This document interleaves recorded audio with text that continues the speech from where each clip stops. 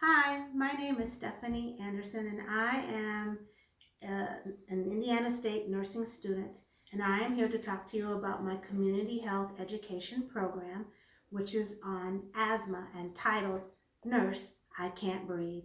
In this particular program, the population at risk would be students that are 11 to 21 years old of the public health system, which would make that the middle school and high school children. Let's begin with the pretest. So, those children that I'm referring to, they either have a known diagnosis of asthma or are experiencing the symptoms and are learning that they have asthma. So the questions on the pretest are, what is asthma? An advanced allergic reaction, constriction of the bronchioles, having difficulty breathing, or A, B, and C. What are the signs and symptoms of asthma?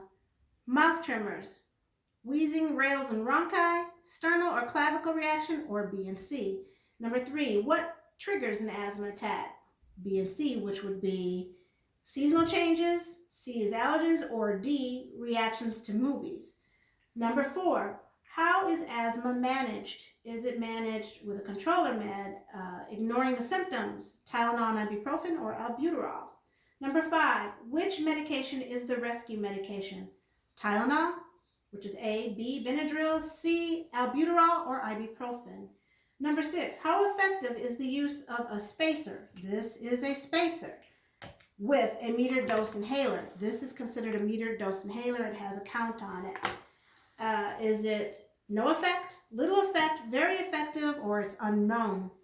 Number 7, what happens if a spacer is not used with a metered dose inhaler known as an MDI? Is it not enough medication goes into the lungs? The same amount is received as with a spacer? Nothing happens, or a drug reaction overdose or overdose of medication?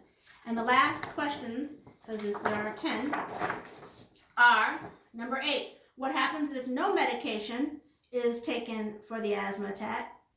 A, breathing difficulty worsens or possible demise, which means you could die from it. B, breathing difficulty ceases. C, an insulin reaction occurs or nothing happens. And then number 9, what can be done if there isn't enough rescue medication available, or isn't any rescue medication, the MDI I'm referring to, when an asthma attack occurs? Would that be running? Or would warm water and caffeine work? Or would Tylenol work? Or nothing works? And then number 10, when is the time to go to urgent care or the emergency room during an asthma attack? Is it A, never, B, clavicle notch and intercostal retraction is occurring, or C, nasal flaring or tremor reaction for D? Let's begin. What is an asthma attack? An asthma attack is a lung disease in which the bronchioles are starting to swell. The airway of the bronchioles starting to swell. Your bronchioles should be clear like this. And as you can see, air can get in and out. But when they're swollen, the tissue's swollen, there might be mucus in place, and it's more like this, where you cannot necessarily see air going through, or very little air goes through. And on top of it, the muscles are tightening around it as it's swollen. This is why you will hear that sound when a person is having an asthma attack.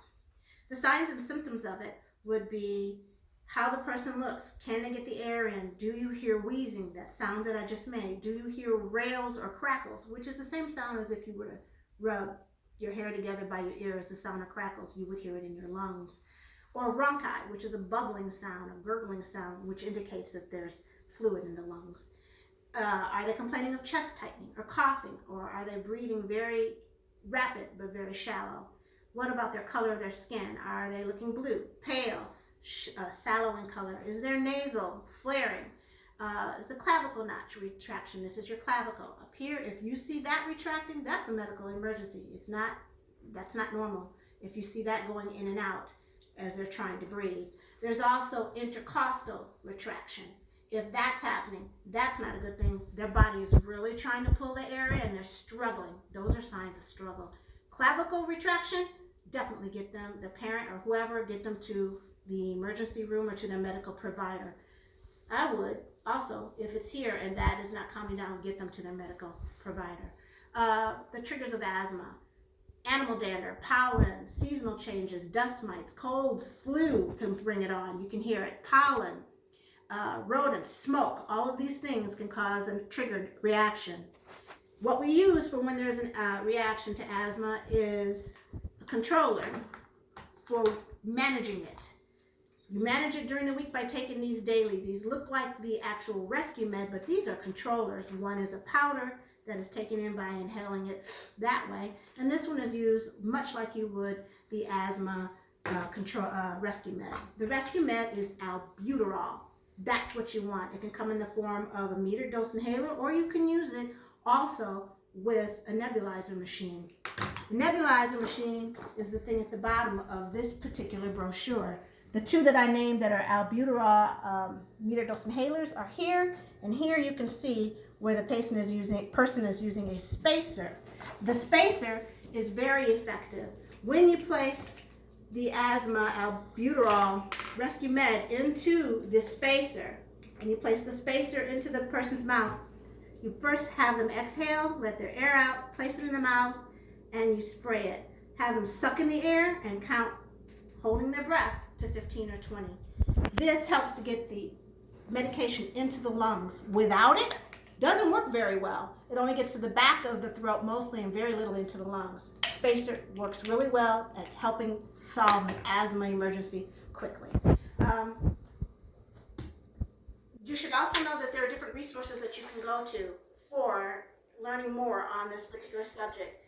The things that are supporting what I'm talking about are at Children's Hospital of Wisconsin, which has its own website and has an asthma portion on it.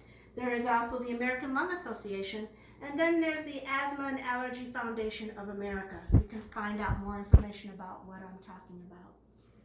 If a child comes into the office, they're first going to look like they're panicking. What I would do is get them in. Look them over as they walk in. You're looking at their skin color. You're looking at everything. You know they're in panic. Get them calm. That's the main thing. Have a seat. Have them start breathing. I usually have them look at me, focus on me, and I have them purse lip breathe, sucking in the air and letting it back out slowly, getting their breathing under control, because 9 to 10, they're breathing rapidly, and you need to get that under control in order to get the air into the lungs. At the same time, I generally put a pulse ox on their hand, and knowing that they're going to look down, they don't know what they're looking at, but I do. If that pulse ox reads less than 96, we consider that an emergency in a school system, and you want to get a hold of their parent or their medical provider so that they can get the help that they need, because it might be beyond what the nurse can do in the school. We usually listen to their lungs going across, listening for the rails, the bronchi, etc. And on the sides of their body, you'll listen here, and down their back, going across the same way, listening to their lungs for the rails, the bronchi, or the sound which you might hear when they're breathing. This is what we do to calm them down. Then we use the albuterol as I described, putting it in, telling them to let their air out, pumping, and then letting them get the air in and counting. And then if they need another press pump of it, then you do it again. For us, we can go from 4 to 6 pumps if we need to. Generally, we don't. What triggers this could also be all the things that I named. It could be just having gone to the gym, and they probably need to use their rescue inhaler. Sometimes the doctor will say to do that before going to gym. If you have any other thoughts or things that I have not answered, you probably can find your answers on those websites that I named. Going back over the post-test, please. It's the same question test again. See if you know the answers, because after what I've talked to you about, I'm quite sure you'll be able to answer and you'll get an even higher score. My name is Stephanie Anderson, and I am a nursing student for Indiana State University. I hope I've given you helpful information. Thank you.